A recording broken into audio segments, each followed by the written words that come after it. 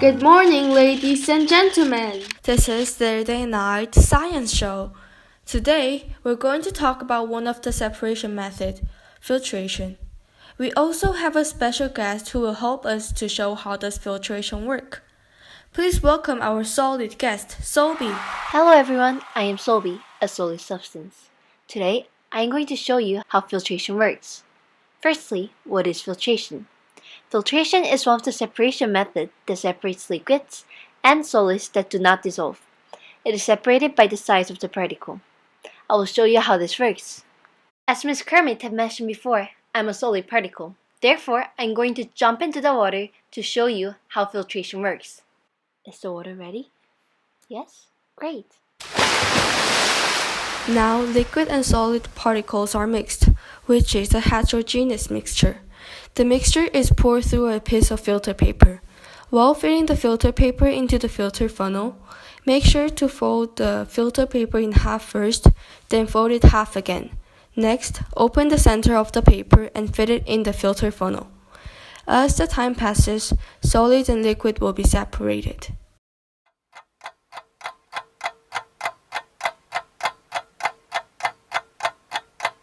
Like this. Filtration works because solid particles are very large compared to the liquid particles. Solid particles cannot pass through the holes in the filter paper. However, liquid particles can because they're smaller. Solid particles that are collected on the filter paper is called residue, and the liquid passing through the filter is called filtrate. The advantage of filtration is that it is very cheap and safe, which doesn't include heating method. The disadvantage of the filtration is that it does not separate miscible liquids of solids, which dissolve in a liquid. Thank you so much, Sobi, for showing us how does filtration work. We hope you can escape from the filtering paper. Once again, thank you so much, Sobi. See you guys next week.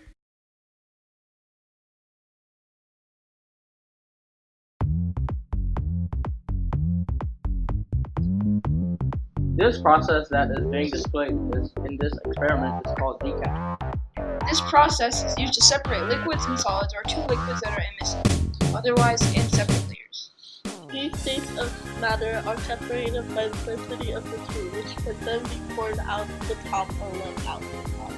The advantage of using this method is that it's the cheapest method and safe because it requires no heating. The disadvantage of using this method is that it does not separate miscible liquids and liquids with similar densities such as petrol and diesel. How this method works is that make sure the substance has separated.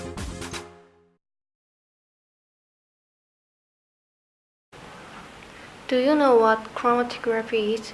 Well, we are here to tell you. Chromatography is a technique used to separate mixture which have two or more dissolved solids. Examples of mixture that can be tested with chromatography include ink, dye, and food coloring.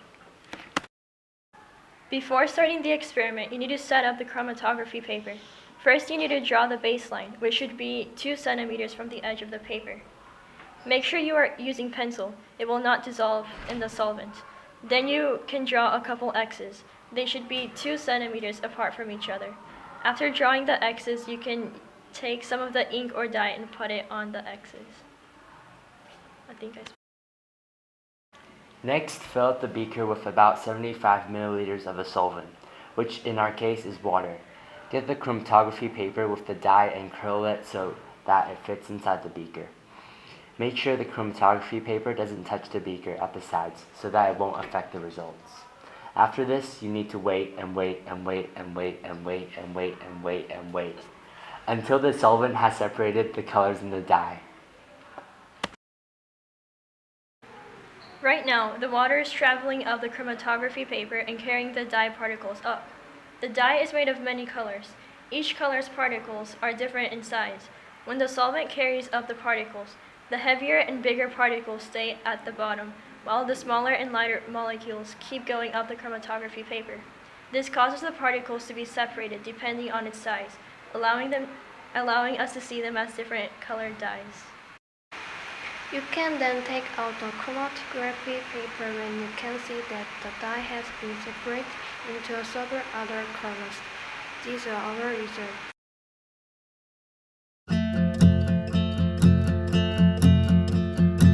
Hello everyone, this is group distillation.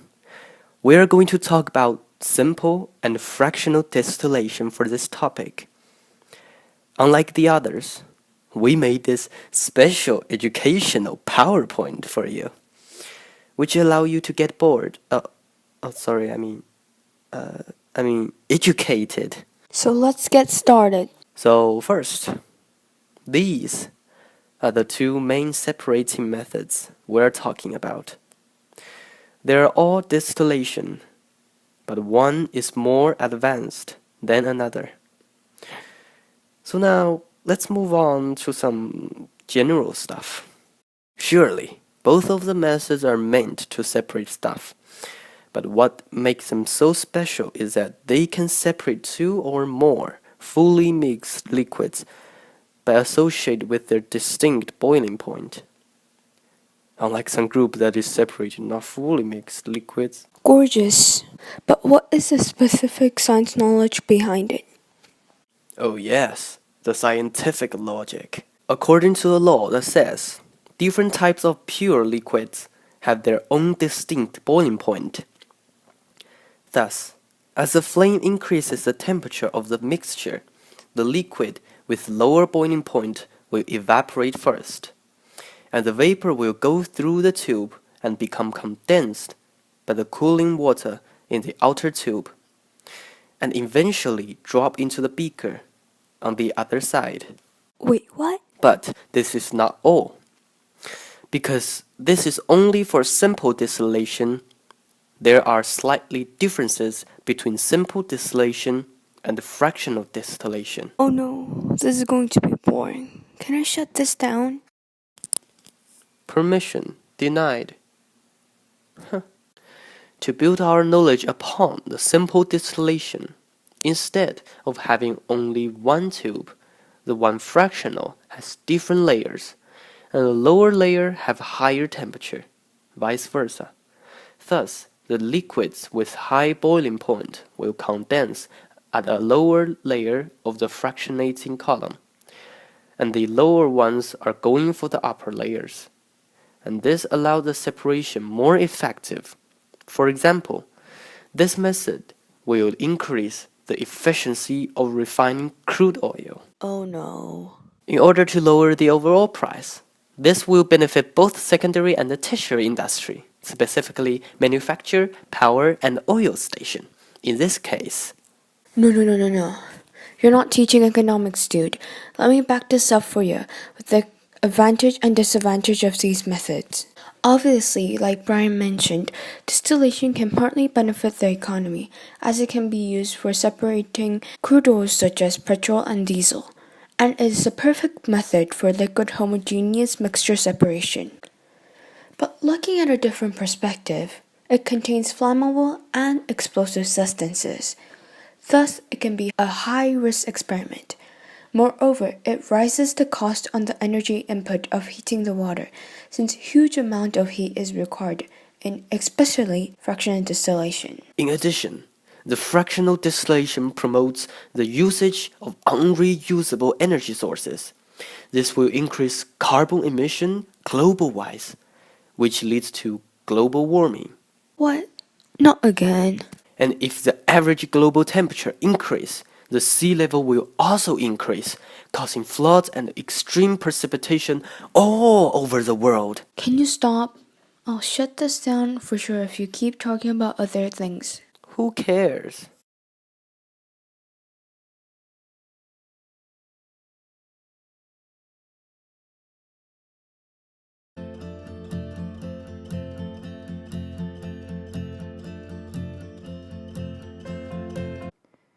Good afternoon, Year 10 students and Miss Heather. Our group is going to show an experiment about separating materials with magnet. Equipment.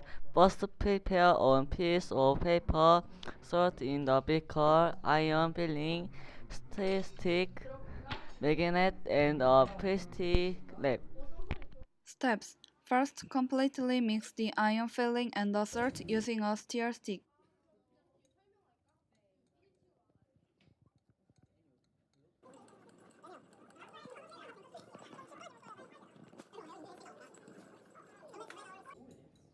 Second, pour the mixture of iron filling and salt onto the paper.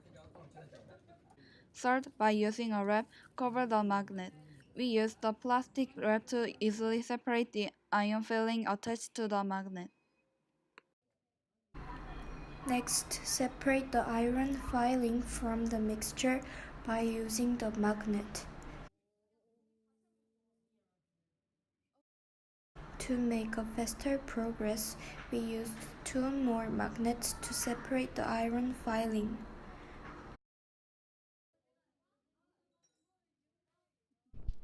Finally, the iron filling and the salt is separated.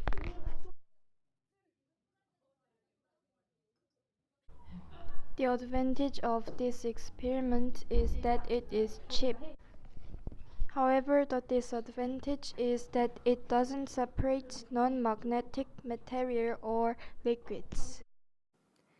How it worked. Magnetic materials such as iron fillings are attracted to a magnet and the non-magnetic materials are left behind. Electromagnets can be used for this.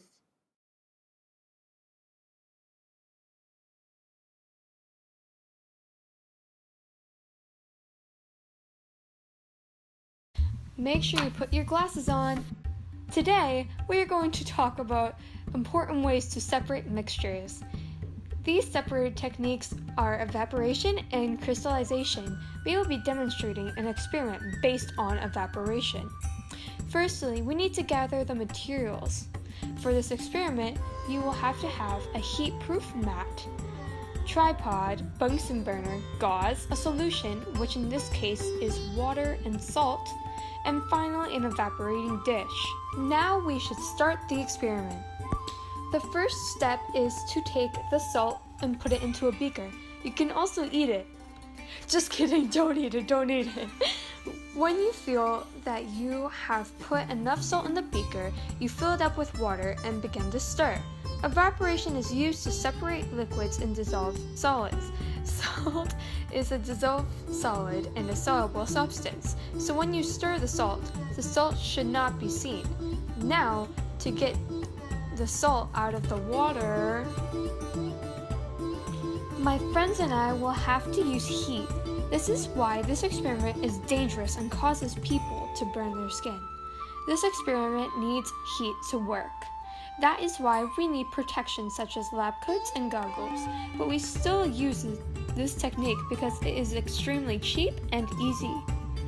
The next step is to put the evaporating dish on the top of the gauze and the tripod. Why an evaporating dish and not a beaker? The difference between them both are that the evaporation dish will not crack at such a high heat after all of the water is evaporated out of the dish, while a regular beaker will crack due to the heat. As you put the Bunsen burner under the evaporating dish, you could already see the difference with the steam coming out of the solution. For a crystallization experiment, we will have to heat the solution, causing most of the solvent to evaporate. After that is finished, the solution stops being heated and is left to cool down. As it cools down from the boiling temperature, crystals from the solid substances would begin to appear, but you must pour the rest of the liquid out. But how this experiment truly works is by the liquid particles evaporating or changing by a different state and leaving the soluble solids behind. In this case, the water is evaporating, making the state change from a liquid, which is water, to a gas, which is water vapor, which leaves the salt particles behind in the evaporating dish. After the water has fully evaporated, you can see from our final results that it separated the salt from the water.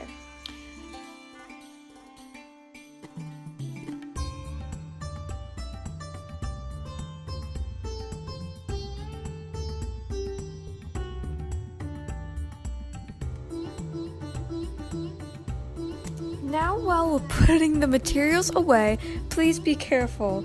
please use a mitt and not your fingers.